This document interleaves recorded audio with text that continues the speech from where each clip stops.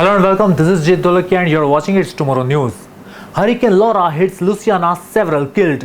Hurricane Laura ripped through southwestern Louisiana in US on Thursday, destroying buildings in the city of Lake Charles and killing at least 6 people after making landfall in the early morning as one of the most powerful storms to hit the state. The hurricane's first reported U.S. fatality was a 14-year-old girl in Liceville, Louisiana, who died when a tree fell on her house, a spokeswoman said.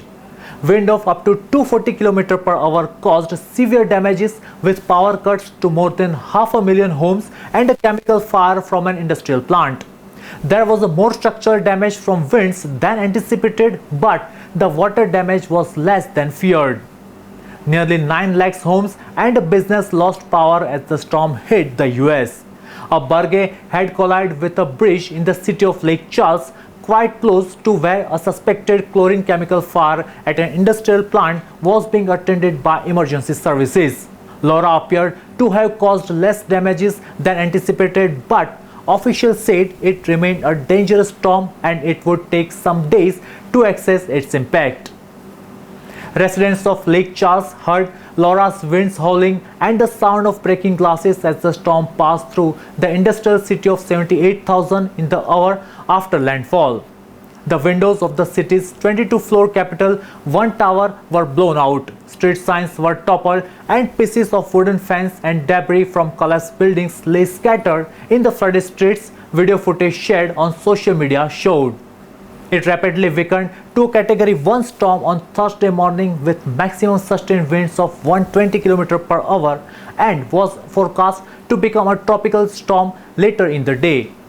The NHC warned that high water level would persist along the Gulf Coast for several hours as Laura moved north and then northeast.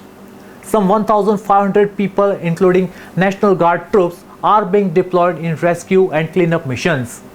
It was one of the strongest to ever hit the US Gulf Coast, striking as a Category 4 with winds of up to 240 km per hour. It made landfall shortly after midnight local time near the district of Cameron in Louisiana. It tracked north just east of the Texas-Louisiana border. Lake Charles, a city of 78,000 and its surrounding areas were badly hit. Trees and electricity pylons have been ripped from the ground and vehicles overturned. Around 867,000 homes and businesses in Louisiana, Arkansas and Texas were without power on Thursday afternoon. Ahead of the hurricane's arrival, more than 420,000 Texas residents were ordered to leave, while an additional 2 lakh were told to evacuate Calsaki Parish in southwestern Louisiana. Laura continued to pose the threat of heavy rains and flash flooding. The center said that up to 7 inches of rain could still fall in much of central and eastern Arkansas and up to 5 inches in neighboring isolated areas of Mississippi, Tennessee and Missouri. A few tornadoes could also form, the center said.